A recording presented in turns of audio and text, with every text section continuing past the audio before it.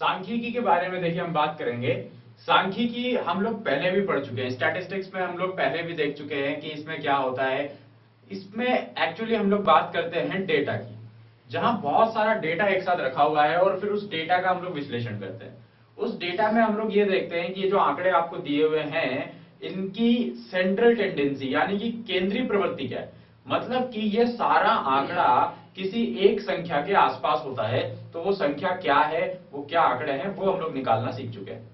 अब देखिए, अगर आपके पास आंकड़े दिए हुए हों, केंद्रीय प्रवृत्ति दी हुई हो, तो आप उसमें पता नहीं लगा सकते कि कौन सा बेटर है और कौन सा नहीं। कैसे? मान लीजिए कि आपके पास कुछ संख्याएं हैं,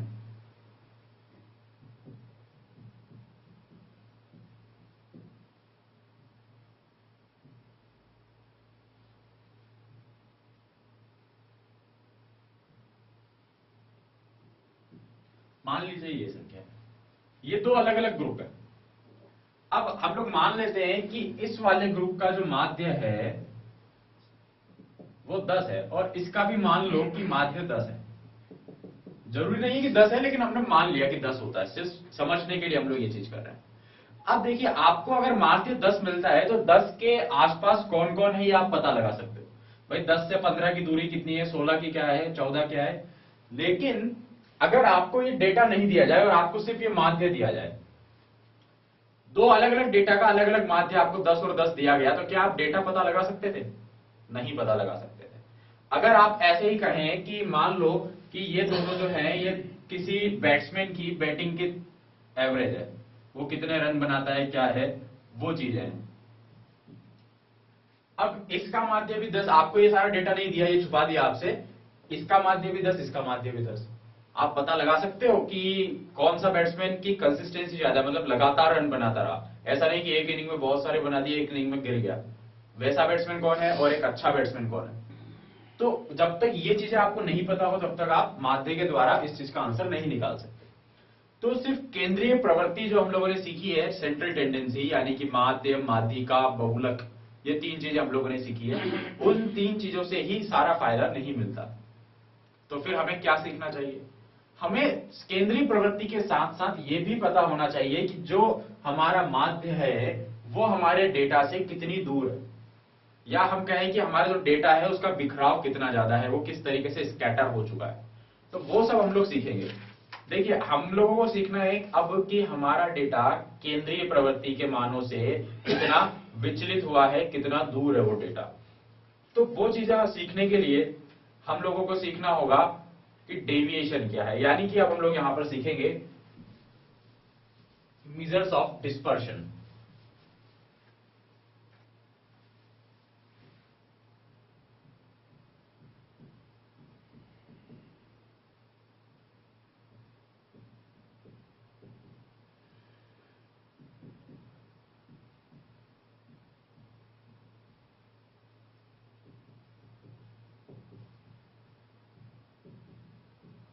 मेजर्स ऑफ डिस्पर्शन या प्रकीर्णन की माप, ये चीजें जो है ये हमें बताएंगी कि हमारे डेटा का बिखराव किस तरीके से हुआ है, वो केंद्रीय प्रवृत्ति से कितना दूर है, कितना पास है।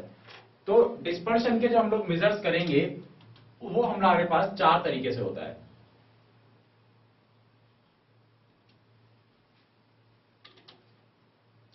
प्रकीर्णन यानी कि डिस्पर्शन की डेटा कितना फैला हुआ है उसको मापने के हमारे पास कुल चार तरीके हैं। और सबसे पहला तरीका जो है वो है परिसर। ये चीज हम लोग पहले भी पढ़ चुके हैं कि परिसर और रेंज क्या होता है। दूसरा है माध्य विचलन,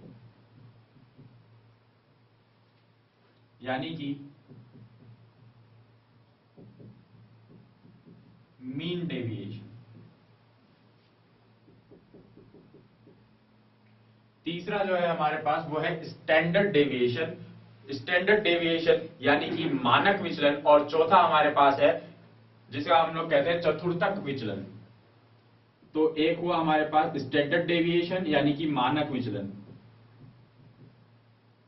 वैसे हम लोग इन नामों को हिंदी में पढ़ते हैं, लेकिन अधिकतर ये नाम आपको इंग्लिश में ही काम में आएंगे, तो इसके सबके इंग्लिश नाम आपको